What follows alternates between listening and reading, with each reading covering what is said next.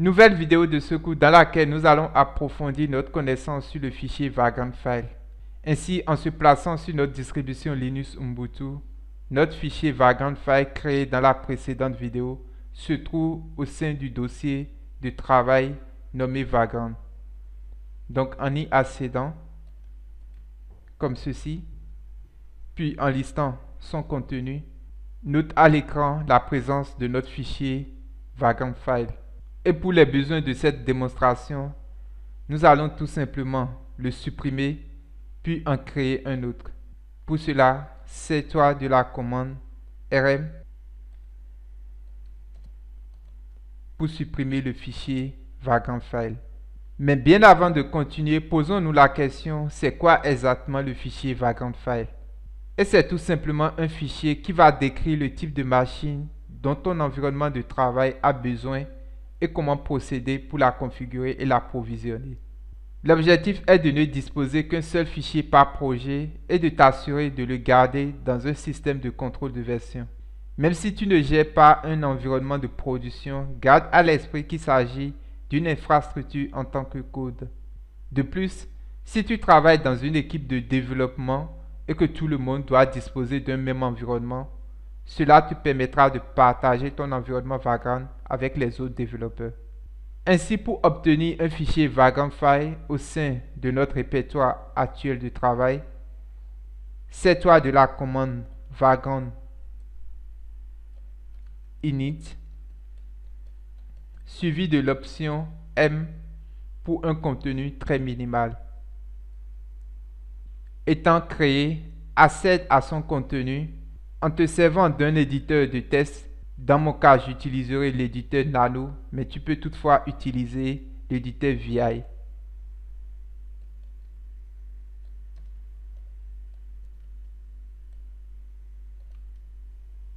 Voici le contenu de notre fichier Vagrant File qui utilise la syntaxe Ruby.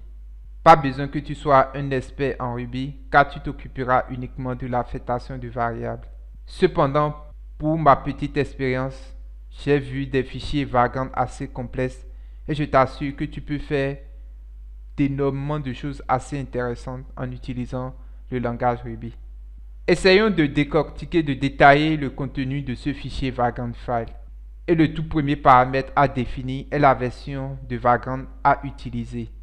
Et celle spécifiée par défaut est la version 2. Vagrant étant toutefois rétrocompatible, tu as la possibilité de spécifier ici la version 1 en remplaçant 2 par 1, mais nous n'allons pas le faire évidemment. Ensuite, tu as ce bloc de code qui permet de modifier la configuration de Vagrant. Par exemple, cette instruction indique, dans notre cas, tout simplement à Vagrant, quelle image préconfigurée, encore connue sous le nom de box, Vagrant doit utiliser. Mais comme nous souhaitons utiliser Docker en tant que fournisseur, nous allons simplement supprimer cette ligne.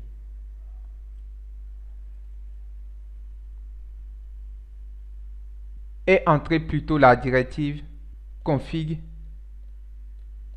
vm provider suivi du nom du fournisseur à utiliser qui dans notre cas est Docker.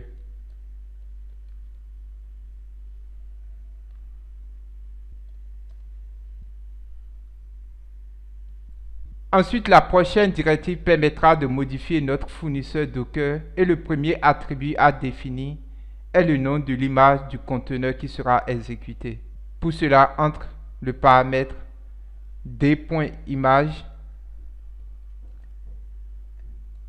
ayant pour valeur le nom de ton image sous-jacente de ton conteneur qui dans notre cas est le bloc Ghost dont la version est la 5.8.2 de la distribution Alpine.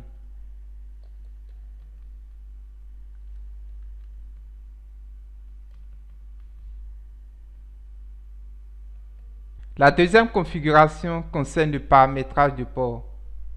La raison pour laquelle tu devras faire cela sera de mapper un port au conteneur qui sera créé suite à l'exécution de la commande vagrant up. Si tu ne définis pas ce port applicatif, depuis ton hôte, tu ne pourras pas accéder au bloc Ghost. Pour cela, entre la directive d.port ayant pour valeur le port applicatif 80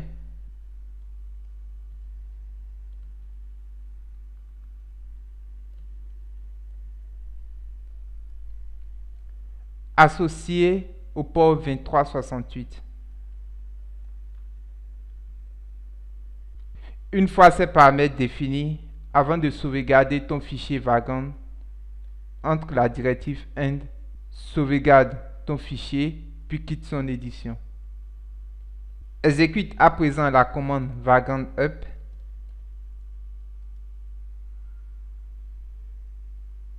Et la sortie de cette commande nous indique qu'un seul conteneur est instancié et il se nomme default. Ensuite, il va utiliser cette image Ghost, le dossier de travail spécifié nommé root vagrant qui est monté au sein du répertoire Vagrant, et enfin le port applicatif web 80 est mappé sur le port 2368. À noter ici l'ID du conteneur qui est également mentionné. Ainsi, en entrant la commande docker ps, tu verras la présence d'un conteneur démarré qui utilise cette version de l'image Ghost et dont le port 80 est mappé au port 2368. Pour tester la disponibilité du site Ghost, sers-toi tout simplement de la commande curl suivi de http localhost.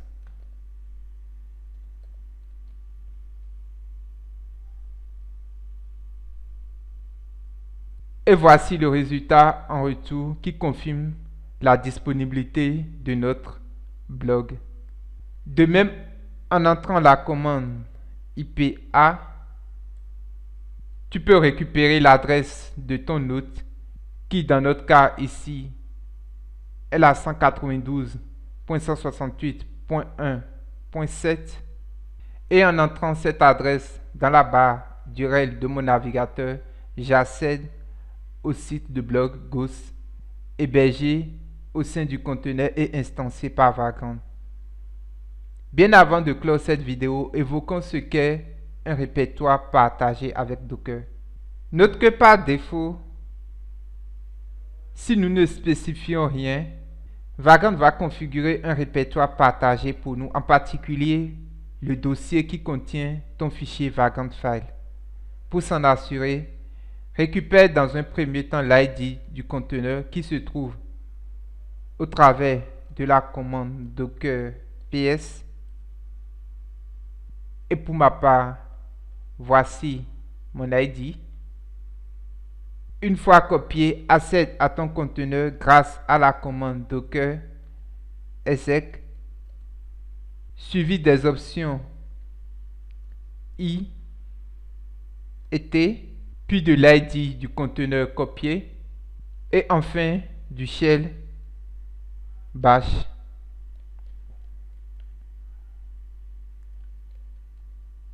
Puis entrer. Et tu es à présent au sein de ton conteneur, et dès que tu te déplaces dans le répertoire Vagrant,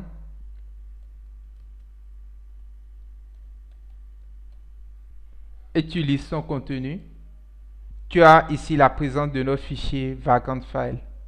Ainsi, tout ce que tu feras au sein de ce dossier sera reflété dans ton répertoire /root/vagrant présent sur ta machine hôte. Pour l'essai, essaie tout simplement de créer un fichier au sein de ce répertoire Vagrant grâce à la commande touch. Nous allons appeler notre fichier readme. Et une fois ton fichier créé au sein de ton conteneur, tu peux tout simplement quitter ton conteneur grâce à la commande exit. Et une fois de retour au sein de ton hôte local, en étant dans mon cas dans mon répertoire de travail Vagrant, En entrant la commande ls, note la présence du fichier readme qui a été créé entre-temps au sein du conteneur Vagrant. Et nous voici au thème de cette vidéo dans laquelle nous avions abordé spécifiquement deux paramètres de configuration de notre conteneur Docker qui sont l'image du conteneur et le port à mapper. Mais note qu'il existe plein d'autres paramètres que tu peux découvrir en lisant la documentation de Vagrant. Nous avions également vu comment partager un répertoire entre ton hôte local et ton conteneur une fois instancié.